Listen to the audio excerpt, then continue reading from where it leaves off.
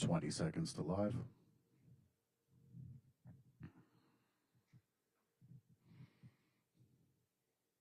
And 10 seconds to live.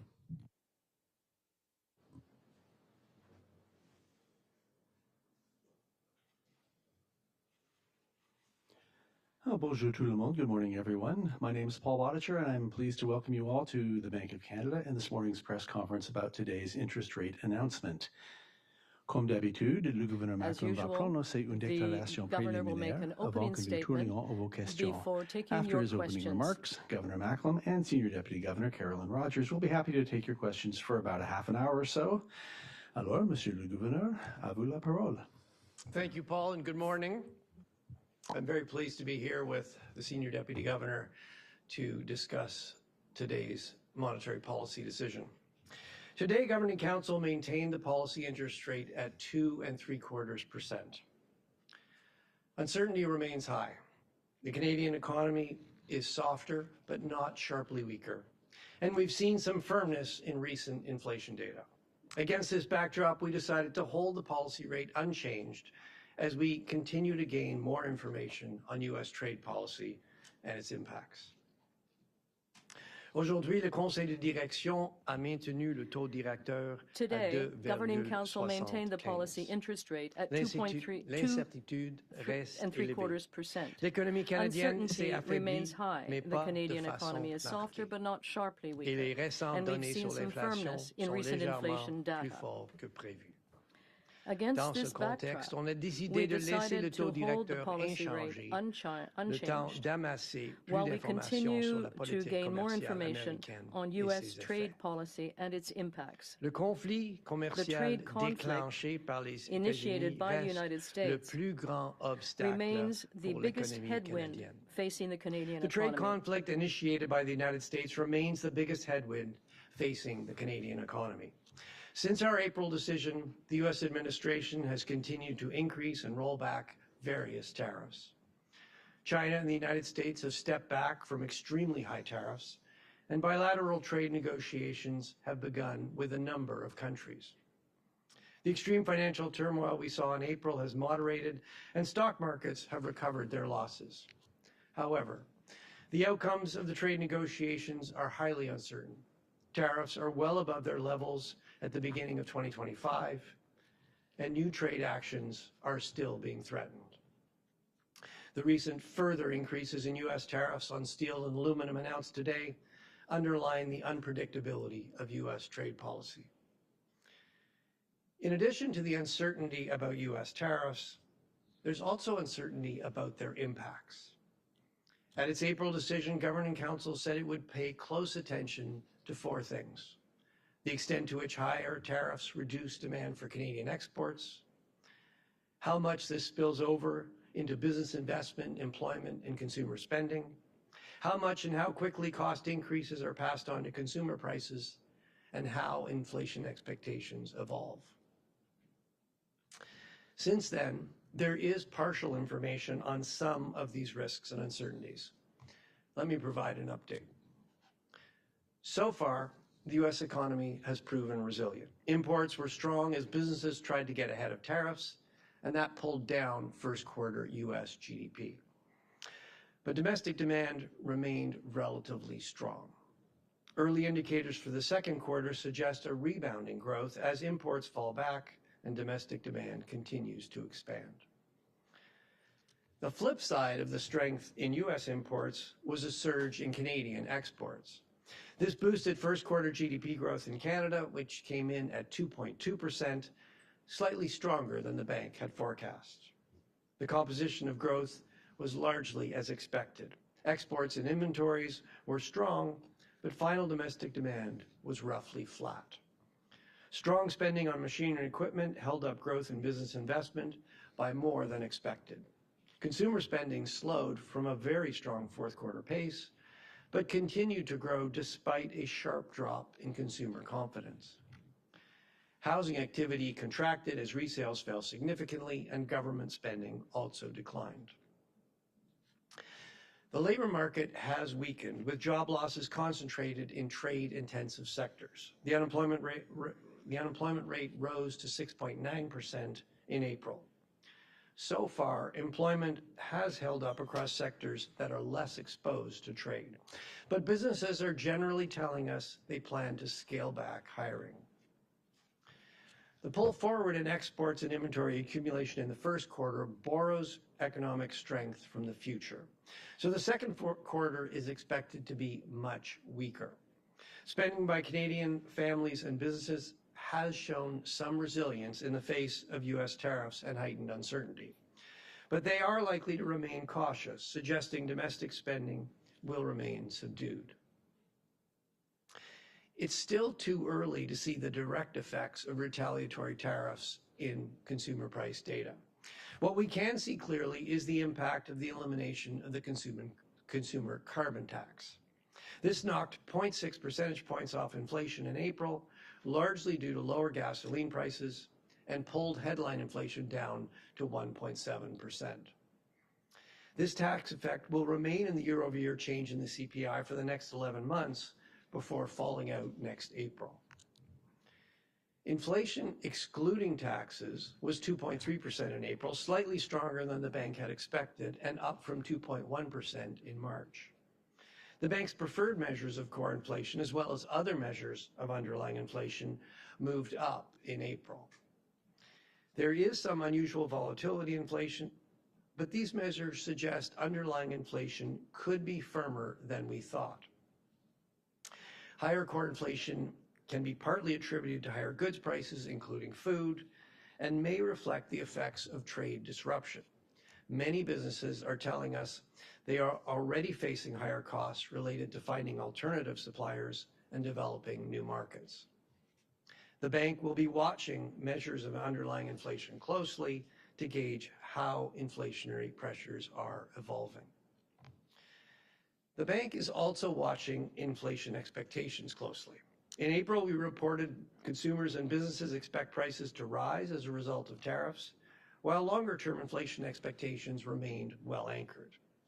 Recent surveys continue to show consumers are bracing for higher prices, and many businesses say they intend to pass on tariff costs. Le Conseil de direction va continuer d'analyser l'évolution et la force des pressions sur l'inflation, celle à la baisse due à l'affaiblissement de l'économie et celle à la hausse découlant de la montée des coûts. Pour cette décision, il y avait un consensus clair pour laisser le taux directeur inchangé afin d'amasser plus d'informations. Les avis étaient plus partagés sur la trajectoire du taux directeur. Dans l'ensemble, les membres du Conseil étaient d'avis qu'il pourrait être nécessaire de baisser le taux directeur si les droits de douane américaines et l'incertitude font ralentir l'économie et si les pressions inflationnistes sont maîtrisées.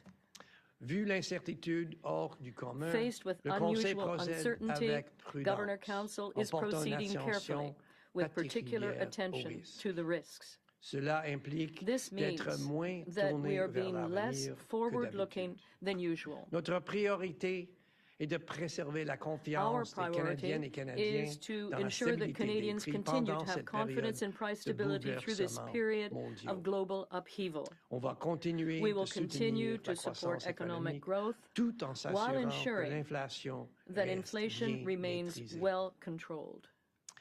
Governing Council will continue to assess the timing and strength of both the downward pressure on inflation from a weaker economy and the upward pressure from higher costs. At this decision, there was a clear consensus to hold the policy rate unchanged as we gain more information. We also discussed the path ahead for the policy interest rate. Here, there was more diversity of views.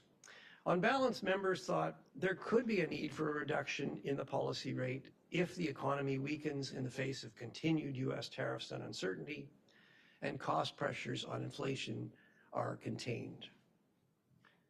Faced with unusual uncertainty, Governing Council is proceeding carefully with particular attention to the risks. This means we are being less forward-looking than usual. We are focused on ensuring that Canadians continue to have confidence in price stability through this period of global upheaval. We will continue to support economic growth while ensuring inflation remains well controlled.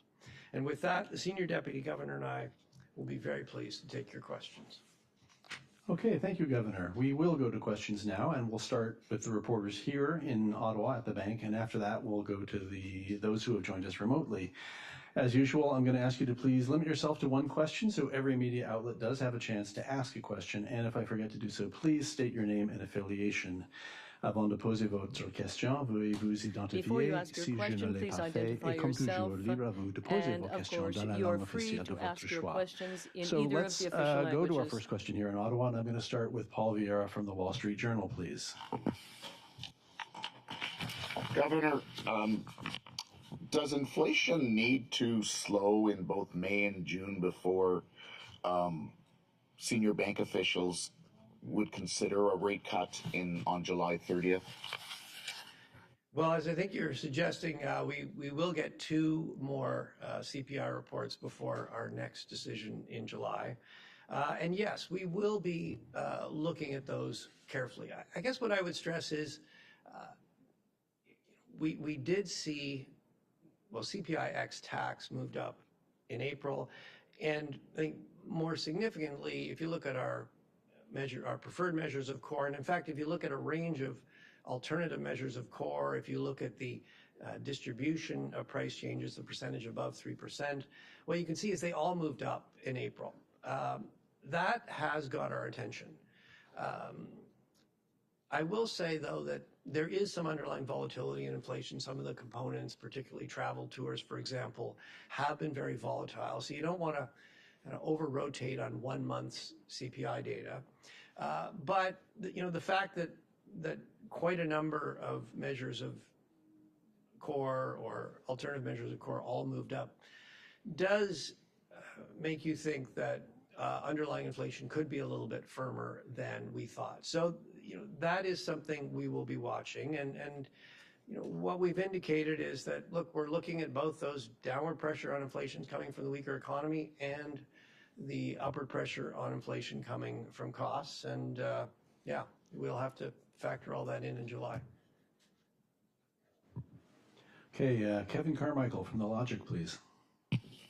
Something of a follow-up on Paul's question, Governor. You said in your statement that you could be persuaded to lower rates going forward if inflation remains contained. What does contained mean? Is that contained at current levels, or do you need to see inflation come off a bit? Well,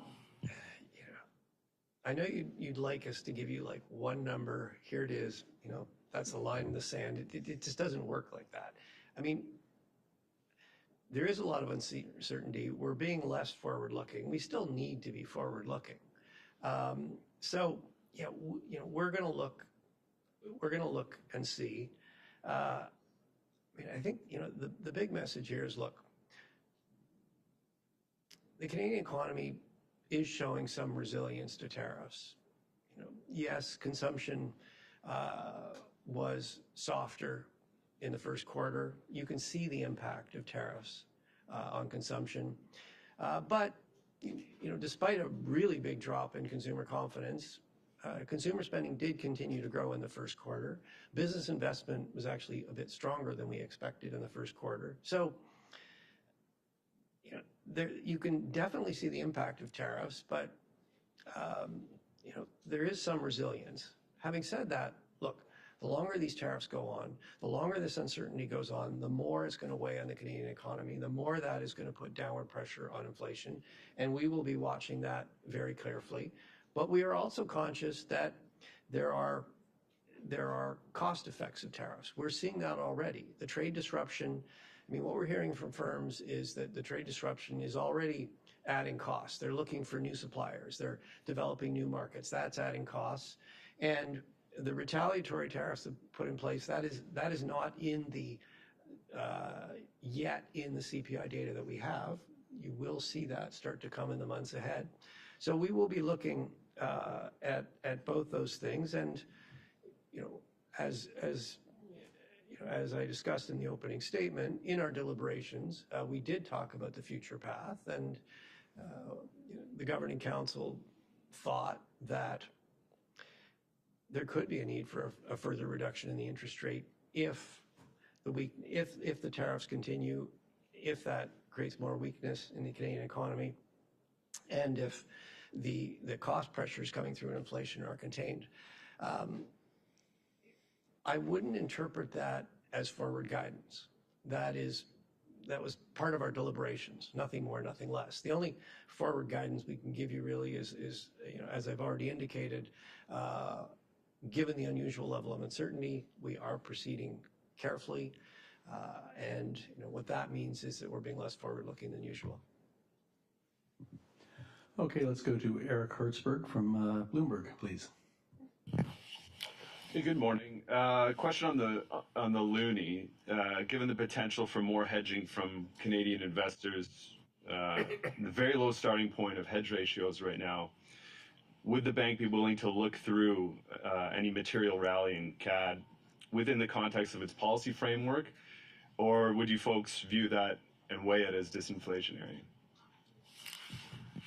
I mean, as you know, Eric, we don't have a target for the Canadian dollar. We do, the Canadian dollar is one of the sort of balancing factors in inflation dynamics. I mean, the governor just went through in a lot of detail what we're looking at. There's no single metric we're looking at. We do think that the Canadian dollar has strengthened recently. We do think that's had some effect on inflation, but I mean, we have to weigh it against all the other dynamics. It's not a sort of, again, there's not a kind of magic formula or a single data point that we look at. Okay, let's go to Promit Mukherjee from Thomson Reuters, please. Good morning, Governor. Governor, considering the Q1 GDP data and the March data and the April flash estimate, where do you see the economy as currently relative to the two scenarios that you had given us in April? Yes, the two scenarios. Well, I think the short version is U.S. trade policy continues to be very unpredictable. Look at the announcement today, or coming into the force of the announcement today, to raise double the tariffs on steel and aluminum. Since April, what have we seen? Well, we've seen President Trump continue to make announcements, rolling back some tariffs, increasing them, rolling them back. I think that the short answer is it's still a moving target. We're somewhere between the two scenarios, but it's still a moving target, and we'll have to see where things go. There's a reason why the first line of the statement was uncertainty is still high, and that's really what it's referring to. I will say, since April, the likelihood of the scenario 2, which is a pretty extreme, protracted, severe trade war, that the likelihood of that does appear to have come down somewhat. China and the U.S. have stepped back from the extremely high tariffs that they had imposed and counterimposed. And the U.S. is negotiating with a number of countries, including Canada. That has the potential to roll tariffs back at least some way. But at this point, the outcome of those negotiations remains pretty uncertain.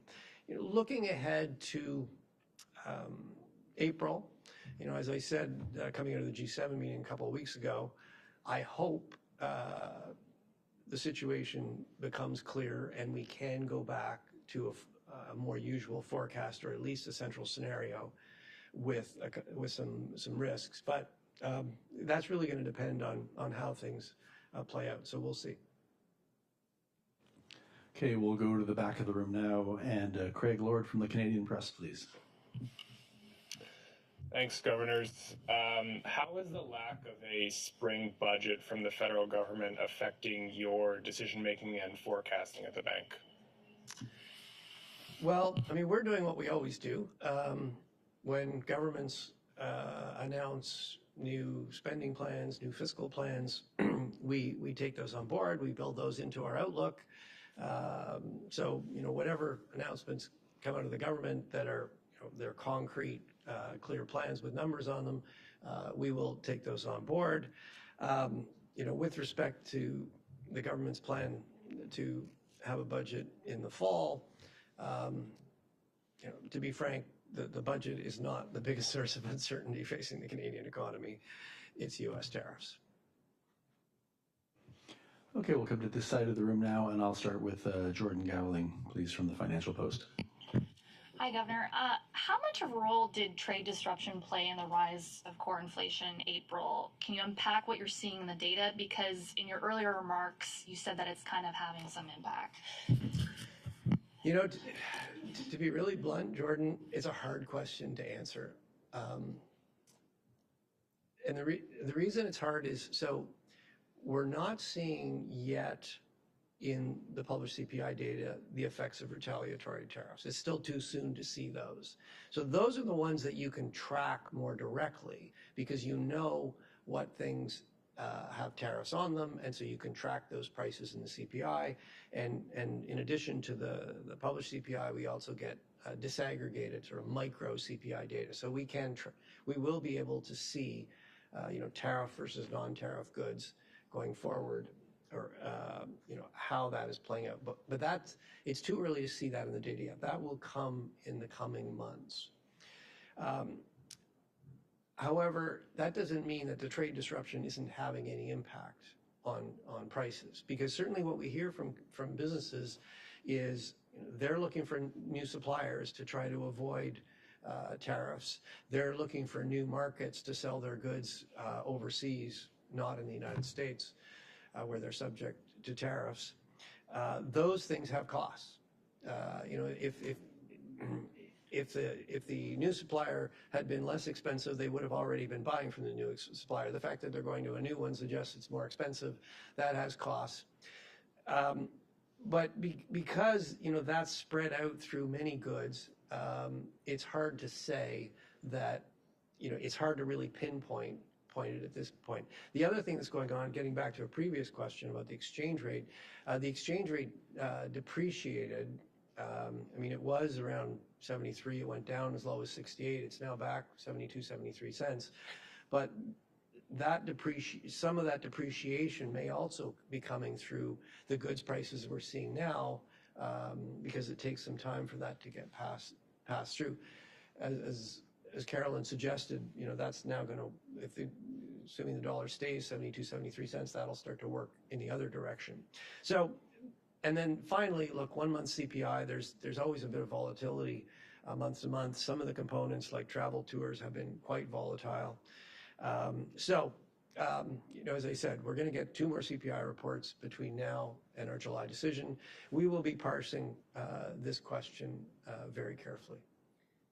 Well, maybe just add to what the governor said. This is where we're doing more outreach than we normally do. We're talking to businesses, so we're trying to, the data tells us one thing, but talking to Canadian businesses gives us the kind of information the governor's talking about, looking for new suppliers, carrying more inventory, and every time an announcement's made, businesses are left to kind of figure out what it means. All of that has costs. You're also seeing it in what businesses are telling us they anticipate is going to happen to their costs and to their prices and stuff. So we're putting a lot of weight right now on what we call soft data or intel we're getting from businesses. Our colleague Sharon Kazicki, Deputy Governor Sharon Kazicki, will be giving a speech tomorrow that'll kind of outline some of this. So, yeah. Okay, Nujuda Amalise from the Globe and Mail, please. Hi, Governor. 8 weeks ago, you cited uncertainty. Now you're citing uncertainty again, and it doesn't look like that's going to change anytime soon. So I'm wondering if this constant evolution of trade policy continues, doesn't that uncertainty alone tilt things in favor of a rate cut? There's no question that, look, uncertainty is bad for business, it's bad for households. If you're a business and you don't know how much demand there's going to be for your product, you're obviously going to be much less to invest. So you're right. Uncertainty delays investment. It makes households more cautious. And so, yes, that will tend to weaken activity. And yes, you're seeing, you're seeing that in the Canadian economy. So, as I indicated, when the Governing Council deliberated about the future path for interest rates, on balance, different members had somewhat different perspectives. There was, it's not surprising, particularly given the uncertainty, there's going to be some diversity of views about how things are going to play out and what that means. But on balance, the Governing Council thought that, if this uncertainty continued, if U.S. tariffs continued, and that continued to weaken the Canadian economy, and if the costs pressures coming through on inflation were contained, yeah, there might be a need for, there could be a need for a further reduction in our policy interest rate. Okay, Mike Lacouture, please. Governors, thanks for taking our question. I want to sort of build on what Najib was saying and maybe take a step back here. As you attempt to try and provide this certainty to Canadians, how difficult is this for the two of you to sit there and try and balance all of this as things come from the United States that you can't predict and nobody else can predict? How unprecedented is this for you in the bank? Well, look, okay, it's difficult for us, but what I'm more worried about is it's difficult for businesses that are faced with new rules of the game every week. I'm much worried about households who are worrying about the possibility that they'll lose their job. They're also trying to navigate. They don't want to pay higher prices. They're trying to navigate how are we going to find lower cost things, goods to buy that get around tariffs. So, look, it's really hard for. It's very difficult for everyone. I think looking forward, if Canada can get a renewed trade agreement with the United States that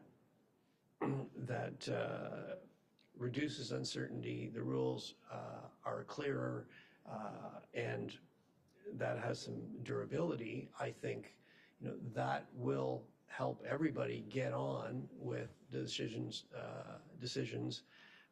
that will, to get back to Najib's question, that will reduce uncertainty, and you'll see some rebound in activity. That hasn't happened yet. The prospect is there. The sooner that happens, the better. And we're certainly, like everybody else, we're watching announcements coming out of the White House very closely. So yes, look, it makes forecasting the Canadian economy more difficult, but that's just a reflection of the fact that it's more difficult for everybody. Okay, and our final question here in the room in Ottawa is Pamela Ametisamayo from Market News. Good morning, Governor. The last decision had a reference to the bank potentially acting decisively if the economy broke clearly one direction or another, and that phrase is not here this time in this statement. So does that suggest that the two-sided risks have moderated a bit? I wouldn't over-rotate on, it was there last time, it's not there this time. I mean, each time we write these, we have our deliberations, and then we write down what came out of those deliberations. I think what is there this time that wasn't there last time was we gave some indication of our reaction function as we move forward. So, yes, I think, look, we did repeat that we're continuing, given the uncertainty remains high, we are continuing to proceed carefully. That means we're being less forward-looking. And yes, look, as the situation becomes clear, we have been clear, we will support economic activity while ensuring that inflation is well controlled. Okay, that's it for Ottawa. We will now go to those reporters who have joined us remotely. I will remind you folks on the line, please only come off mute just to ask your question, then go back on mute as soon as you have finished so that everyone can hear the response. I'm going to start with Max Sato from Mace News before calling on Anna Pereira of the Toronto Star. So Max, please go ahead. Thank you, Paul. Can you hear me? Yes, very well. Okay, Governor, my question is, many Canadian companies are still heavily reliant on U.S. Market, and some obviously find it still easier to just sell their goods and services south of the border instead of relying more on interprovincial trade, even though there's not much of a barrier there, or seeking new markets overseas. How does this trend affect Canada's resilience in times of, global crises in the future, and how does it affect your policy at the Bank of Canada? Well, you are right that this is not a new feature of the Canadian economy, and in periods where we faced much weaker demand from the United States, it has had major repercussions on our Canadian economy. It happened in 08, 09. The banking crisis in the United States created a very severe recession in the United States. Demand for Canadian exports plummeted, and that really sideswiped the Canadian economy. It's happening again now. A very different source, but U.S. tariffs will reduce demand for Canadian exports. So far, we saw in the first quarter, we saw a big boost in Canadian exports as they tried to get ahead of tariffs. But unfortunately, the flip, when you pull it forward, that's going to reverse. And so we think the second quarter will be substantially weaker than the first. We think exports and inventories will kick into reverse, and that will pull GDP growth down. You are seeing the consequences. And I guess what I would stress is that, look, the longer this goes on, the bigger the consequences will be. Coming back to sort of broader Canadian policy, look, I do think this underlines something that we've actually been talking about for more than a decade.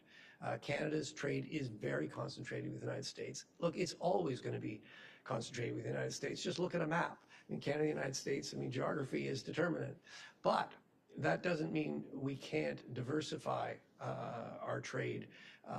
And I think, this experience underlines the need to diversify our trade to overseas markets.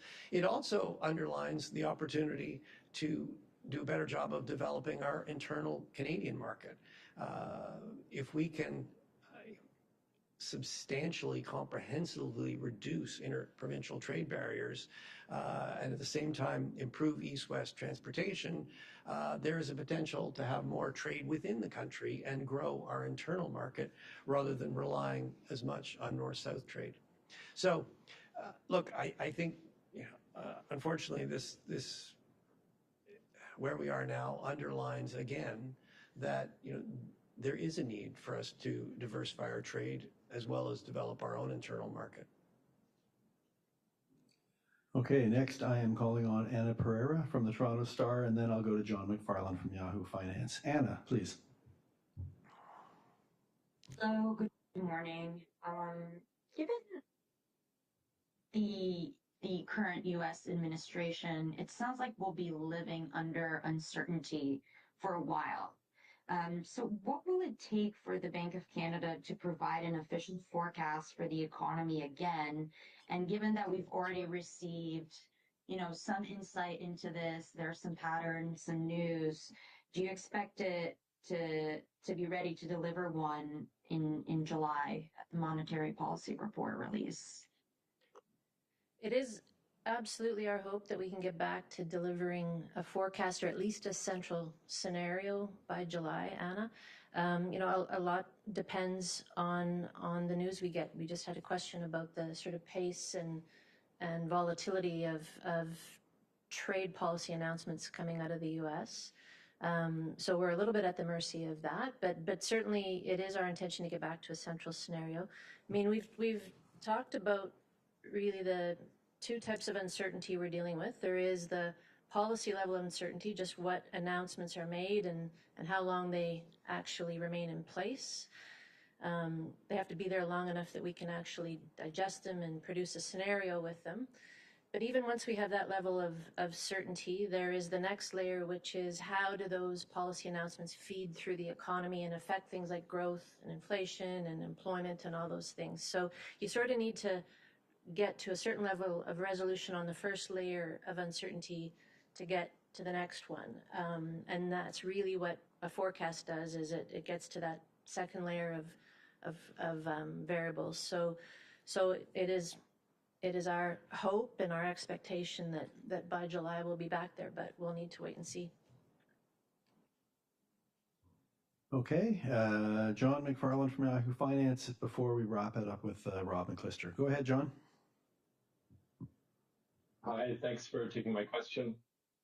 You said there was a diversity of views on the path ahead and that there could be a need for a cut. We'll see the summary of deliberations coming up, of course, but I wonder if you could say more about the views expressed there, and especially the potential that we could be at what ends up being a terminal rate for now. Well, I think you're going to have to wait for the summary of deliberations. Look, I think the message was pretty clear. We discussed this.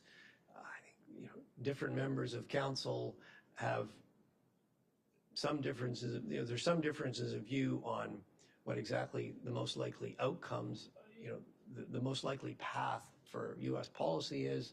There's some differences of views on, on the impacts those will have on the Canadian economy. But as I said, on balance, there was agreement across the Governing Council in the sense that Governing Council thought that if the tariffs continued, if the uncertainty continued, if the weakness, if there's further weakness, and if inflation is those cost pressures on inflation are contained, there could be a need for a further reduction in our policy rate. As I said, don't take that as forward guidance. Take that as part of our deliberations, no more, no less. The forward guidance, the very limited forward guidance we can give really is what I've already said. We're proceeding carefully, and we're being less forward-looking than usual. And our final question is from Rob McClister of Mortgage Logic News. Go ahead, Rob. Good morning. Despite all the uncertainty, Canada's stock market is hitting record highs, and that suggests at least some optimism for an eventual trade resolution and economic bounce back. So while the bank doesn't comment on specific asset prices, do you consider the market's confidence to be a leading indicator, and how does it inform your outlook on growth and monetary policy?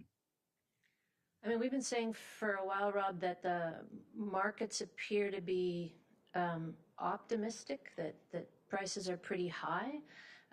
Just a month or so ago in our financial stability report, we noted that markets look, at least in some sectors, to be priced to perfection. So, our advice or our comment on that really would just be you need to keep in mind the level of uncertainty and the potential for volatility. We saw a huge bout of volatility in early April as a result of the sort of initial round of policy announcements out of the White House. We didn't see market dysfunction, so that was a good thing. That means that there's enough sort of buffers built in for markets to absorb a certain amount of volatility. But we think that we're not out of the woods yet on that volatility, that uncertainty, though that could come back, and it's important that the different market players are sort of prepared for that. Before we close up, there's a couple things you didn't ask us about that I wanted to comment on. The first is the forest fires. Yeah. We are watching the devastating forest fires in Western Canada, and we are very much thinking about the people whose lives are being terribly impacted. We very much hope these fires are brought under control, and we thank and salute the brave firefighters who are doing their very best to do that. these fires are having an economic impact. It's too early to give you an estimate. We will need to see. The situation is clearly pretty fluid. We'll need to see what the damage is. For now, the priority is clearly getting those fires under control and keeping everybody safe. And then the final thing I want to mention on a more positive note is go Oilers. Let's bring home the Stanley Cup. Thank you very much. That does conclude today's press conference. Thank you, Governor Macklem. Senior Deputy Governor Rogers, thanks for all of you for tuning in. We'll see you next month.